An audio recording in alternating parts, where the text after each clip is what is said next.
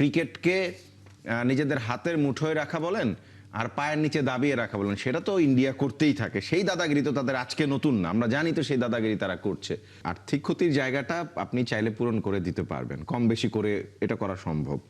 কিন্তু বাংলাদেশ ক্রিকেট এই মুহূর্তে যে অবস্থার মধ্যে আছে, সেই ক্ষতিপূরণ করাটা সত্যি খুব কঠিন হবে। আমাদের ব্যাটিং কোচ তিনি নিজেই প্র্যাকটিস করছেন, ব্যাটিং করছেন আসলে অবসর সময় যেটাকে বলে। সো প্লেয়ারদের জন্য এটা একটা বিগ লস। টি-20 বিশ্বকাপের মতো একটা বড় আসর হাতছাড়া হলো। এই সময় আসলে মেন্টালি তাদেরকে কিভাবে চাঙা রাখা যায়? আমরা তো শুনছি একটা ঘরোয়া টুর্নামেন্ট করবে 3 দল নিয়ে। আসলে কি এটা কি যথেষ্ট হবে? ক্ষতিপূরণের কথা বলছে বিসিবি। আমরা তো মিডিয়ার মাধ্যমে শুনছি ক্ষতিপূরণ। আসলে এই যে ক্ষতিটা হলো, এটা কি পূরণ সম্ভব? আর্থিক ক্ষতি পূরণ হয়তো সম্ভব, মানে আর্থিক ক্ষতির জায়গাটা আপনি চাইলে পূরণ করে দিতে পারবেন, কম বেশি করে এটা করা সম্ভব। কিন্তু সুদূর প্রসারী যে লস বাংলাদেশের ক্রিকেটের হলো, বাংলাদেশ ক্রিকেট এই মুহূর্তে যে অবস্থার মধ্যে আছে, সেই ক্ষতিপূরণ করাটা সত্যি খুব কঠিন হবে।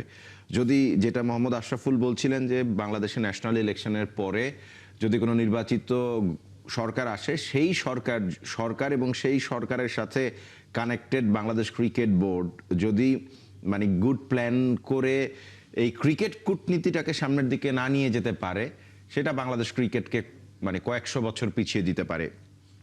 যেটা মোহাম্মদ আশরাফুলও বলেছেন যে এটা বাংলাদেশ ক্রিকেট বোর্ডের হাতেও ছিল না, প্লেয়ারদের হাতেও ছিল না। সিদ্ধান্তটা আসলে অনেক মানে তাড়াতাড়ি করে মানে যেখানে নেয়ার কথা ছিল না বাংলাদেশ গভর্নমেন্টের, মনে হয় মুস্তাফিজের ইস্যুটা হওয়ার পরের দিন বা ওই দিন রাতেই বাংলাদেশ গভর্নমেন্টের দায়িত্বশীল জায়গা থেকে পয়েন্ট অফ নো রিটার্নে চলে যাওয়ার যে ঘটনাটা ঘটেছে, এবং গভর্নমেন্টের এই জায়গায় বিসিবিতে খুব আর্লি জড়িয়ে পড়ার ব্যাপারটা ডেফিনেটলি বাংলাদেশ ক্রিকেটের জন্য মানে মোটামুটিভাবে বলবো যে এই টি-20 ওয়ার্ল্ড কাপ খেলতে না যাওয়ার একটা কারণ হিসেবে দাঁড়িয়েছে। এবং সব সময় ক্রিকেটকে নিজেদের হাতের মুঠোয় রাখা বলেন আর পায়ের নিচে দাবিয়ে রাখা বলেন, সেটা তো ইন্ডিয়া করতেই থাকে। সেই দাদাগিরি তো তাদের আজকে নতুন না, আমরা জানি তো সেই দাদাগিরি তারা করছে।